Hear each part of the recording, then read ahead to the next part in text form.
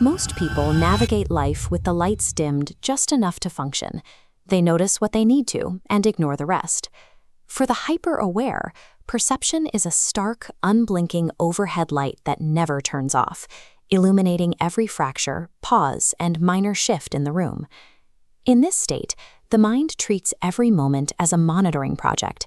Even in quiet stillness, the brain scans the environment, actively interpreting the data of everyday life rather than simply inhabiting the present. A person with this level of awareness registers the weight of a conversation before the words even arrive. They detect an off-rhythm interaction, a sudden drop in someone's tone, or a stiffness in their posture, long before others recognize a change. This constant scanning indicates a nervous system that has forgotten how to rest while awake. The resulting fatigue is the price of a mind that stays on high alert, regardless of the actual level of threat. This feels like living with a second screen always open. While participating in an interaction, a background process calculates implications in real time. It catalogs the timing of a delayed reply or a fading smile, mapping data against historical patterns. The mind searches for hidden structural reasons behind every changing variable to stay safe. This internal analysis remains invisible to the outside world.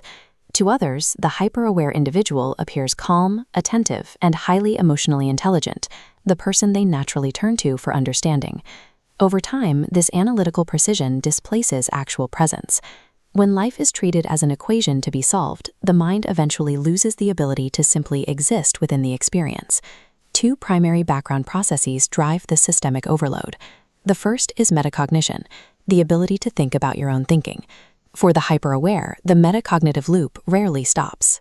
Every emotion is met with immediate internal evaluation, where the mind dissects and judges the feeling before it has finished moving through the body. Identity splits between the participant and the critic. It's like dancing while scrutinizing your form in a mirror. The music is lost to the analysis. The second process involves cognitive empathy, the ability to map someone else's internal world.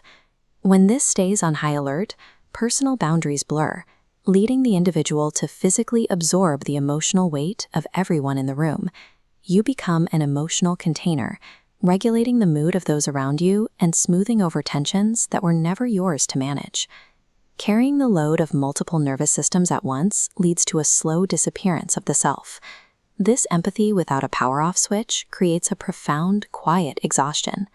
This monitoring starts in the body through interoception, sensing internal states like heartbeat and breath. In a hyper-aware system, this sensitivity is dialed up high, sending a dense stream of information.